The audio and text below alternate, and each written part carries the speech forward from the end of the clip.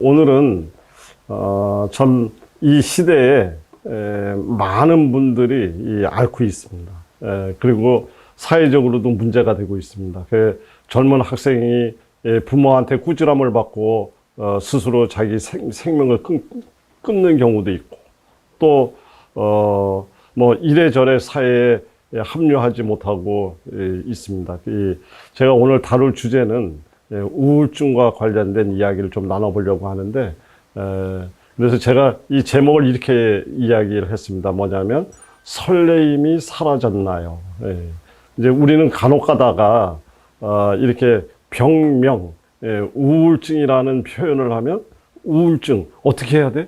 우울증에 무슨 약을 먹어야 돼? 이제 이렇게 얘기가 되는데, 이걸 더 근본적으로 찾아 들어가면 우리 설레임, 뭔가 하고 싶은 욕망, 꿈, 이런 것들이 사라진 상태이기 때문에 무슨 약을 먹고 무슨 이런 것들도 매우 중요하고 그런 도움을 받는 것도 중요하지만, 어떤 정신적으로 그 주변에 있는 많은 보호자들이라든가 가까우신 분들이 그분한테서 가슴에 욕망이 살아나고 희망이 살아날 수 있도록, 설레임이 회복이 될 수 있도록 이러한 노력을 해줄 때 우울증은 극복될 수 있다. 이런 관점에서 제가 다 조금 더 원인적인 이야기로 접근하라는 뜻에서 제가 설레임이 사라졌나요? 라는 제목을 붙여봤습니다. 자, 이 우울증은 뭐 원인이 많습니다. 이게 이제 우리가 현대인들이 살아가면서 겪는, 어쩔 수 없이 겪는 긴장, 스트레스, 또는 큰 사고 후에 겪는 외상후 장애, 또 이제 제가 또 준비하고 있는 내용이지만 갑상선 질환, 뭐 부신 피로, 뭐 그다음에 식품의 알레르기, 그리고 또 잘못된 음식이죠. 지나친 설탕 섭취, 유전적으로 또 이렇게 허약한 체질, 뭐 이런 분들이 주로 이제 우울증이 많이 우울증을 갖고 있는 거라고 생각이 됩니다. 그래 우울증을 흔히 혹자는 마음의 감기다, 이렇게 표현하는 사람들이 있는데요. 물론 이제 경미한 경우에는 아무런 대처하지 않아도 적절한 시간이 흐르면 이렇게 회복이 되는 이제 이런 경우가 있기 때문에 아마 그런 말들이 나왔을 거라고 생각합니다. 그러나 실제 우울증에 정말 우리가 다루고 싶었던 우울증 환자는 사회에서 숨어버려 있습니다.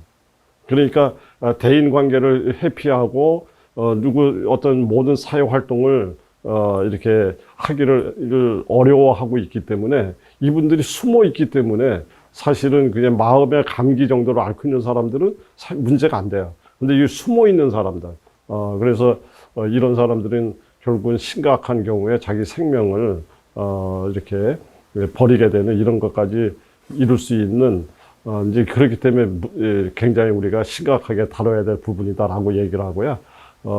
이 국가 건강 정보 포털에 보면 우울증은 이렇게 정의를 했습니다. 뇌질환의 일종이다라고 이제 이렇게 정의를 하고 있습니다. 그럴 정도로 이거는 이렇게 감기라는 표현보다는 우리가 적극적으로 나서서 해결해 줘야지 될 그런 질환이라고 보시면 될 것 같고요. 이 스트레스와 음식이 뇌의 행동에 가장 많은 영향을 준다. 이렇게 우울증을 뇌의 질환이라고 판단했다면 뇌를 건강하게 만들어야 되는데, 뇌를 건강하게 만드는 데는 가장 중요한 것이 스트레스 해소와 그다음에 우리가 어떤 음식을 먹느냐, 이것이 가장 뇌 건강에 많은 영향을 주는 걸로 알려져 있습니다. 우울증은 뇌에 생겨난 염증이다. 그래서 그 염증으로 인해서 기분을 조절하는 뇌 영역에 교란이 온 거다. 그래서 장기간 이제 스트레스를 받게 되면 뇌에 이제 만성 염증이 일어나게 되고, 만성 염증이 일어나게 되면 행복 호르몬이라고 하는 세로토닌의 감소가 이루어지고, 그래서 집중력이 떨어지고, 이제 이렇게 하면서 우울증으로 이렇게 연결돼 가는 걸로 생리학적으로 설명하고 있습니다. 그리고 이제 우리 뭐 세로토닌이니 뭐 이런 것들은 우리 행복 호르몬 뭐 이렇게 해서 많이 이야기를 듣고 있습니다만은, 이제 뭐 이런 거라든가 우리 의욕과 집중력을 높이는 노르아드레날린이라든가 이런 것들이 뇌의 염증에 의해서 이제 올바로 작동이 안 되면서 우울증으로 연결되기 때문에 이제 이러한 부분들을 해결해 줘야지 되는데, 우리가 만약에 스트레스가 지속적으로 쫙 된다면 그 스트레스가 이제 결국 뇌를 파괴하는 거죠. 그 파괴하는 이제 우리 몸 안에 여러 가지 이 기전, 이 설명은 뭐 여러 가지를 우리가 설명을 할 수 있습니다만은, 어쨌든 이 스트레스가 지속이 되면 우리 몸 속에서 활성산소가 증가되고, 그 활성산소가 결국은 뇌 신경세포를 손상시켜서 이제 이렇게 된다. 뭐 이런 정도까지만 알아놓으시면 좋을 것 같습니다. 그래서 체내 염증 수치가 높아지면 결국은 이제 뭐 우리 뇌의 송신부가 장애가 일어나고 세로토닌과 노르아드레날린의 작용이 둔화된다. 이제 이렇게 이제 보시면 될 것 같고요. 그래서 이제 이 문제를 해결하려고 그러면 음식으로서는 이 세로토닌을 잘 만들어낼 수 있는 데 도움이 되는 음식물이 좋습니다. 그래서 세로토닌은 트립토판이라고 하는 이제 아미노산에 의해서 세로토닌으로 저장되기 때문에 이제 이런 것들을 잘 만들어내려고 그러면 우리 설탕이라든가 이런 것 같은 단당류라든가 이당류라든가 이런 종류가 아닌 복합 탄수화물, 여러 가지 당들이 혼합되어 있는 이런 음식물을 섭취할 때 세로토닌이 증가하고 진정 효과가 있는 걸로 이렇게 알려져 있습니다. 지속적으로 우울증을 관리하고 할 수 있는 음식을 제가 이렇게 추천을 한번 드려보면, 우선 첫 번째, 염증을 억제하는 작용을 갖고 있는 아주 강력한 염증 억제 물질입니다. 이게 울금 있습니다. 근데 이 울금은 우리 카레의 주 재료죠. 그래서 많은 학자들이 이제 관심을 갖게 된 배경에는 이 세계적으로 유난히 인도 사람들이 이렇게 우울증, 치매, 파킨슨 등 이렇게 뇌 질환이 적다는데 이제 관심이 있어서, 그래서 이제 연구를 하면서 울금 속에 있는 강력한 염증 억제 물질이 이제 그런 것들을 이렇게 그런 작용에 의해서 이 어떤 뇌 질환이 인도 사람들한테 적다는 것을 알게 됐습니다. 그리고 지금은 많은 연구들에 의해서 이것들이 입증되고 이제 확인되고 있는 정말 약보다 절대 부족하지 않은 그런 능력을 갖고 있는 울금 강력하게 추천드리고요. 그리고 염증 억제 작용을 갖고 있는 대표적인 세포를 건강하게 만드는 주 성분인 오메가3가 있습니다. 근데 여기서 제가 오메가3를 추천을 드리면서 이렇게 무슨 캡슐에 나와 있는 오메가3 제제 이걸 이야기하는 것이 아니라, 등푸른 생선의 오메가3를 이야기를 드리는 것이 아니라 우리 지역에서 나오고 있는 식물성 오메가3 들깨, 생들깨를 저는 이제 추천을 드립니다.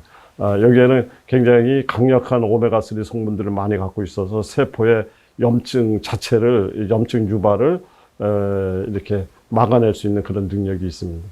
그리고 우리 우울증과 관련된 신경 전달 물질 중에 가장 강력한 전달 물질이 세로토닌이죠. 그래서 세로토닌 분비가 이제 잘 되면 우울증이라든가 여러 가지 우리가 행복감이라든가 이런 것들을 이겨낼 수가 있는데요. 이 세로토닌 분비하면은 그냥 장 건강을 생각해야 됩니다. 그래서 장을 건강하게 만들어야 된다. 그래서 우울증이라든가 이제 여러 가지 감정적으로 또 이렇게 많이 힘들어하시는 분들 같은 경우에 음식으로는 이 염증 억제 작용과 세로토닌 분비가 매우 중요하기 때문에 바나나, 사과, 콩 이것을 혼합해서 이제 끓여 가지고 여기에다가 호두와 들깨를, 들깨는 생들깨를 이야기합니다. 그래서 생호두, 생들깨를 여기다 같이 갈아서 이렇게 드시거나 아니면 곁들여 드셔도 괜찮죠. 이제 이런 이제에서 꾸준히 드시게 되면 여러 가지 도움을 많이 받을 수가 있는데, 요것도 마찬가지로 구체적으로 만드는 방법은 제가 별도로 자막을 띄워서 우리 많은 독자분들이 쭉 따라 할 수 있도록 이렇게 배려를 해드리겠습니다. 그리고 또 이제 정말 중요한 거는 우울증 환자들은 반드시 햇빛을 만나야 됩니다. 햇빛에 나가야 생기를 얻고 또 여러 가지 우리 몸 안에 좋은 유익한 물질들이 태양으로부터 얻어지고 있기 때문에 반드시 태양을 만나서 활기찬 어떤 삶을 만들어 가시기를 기원드리겠습니다.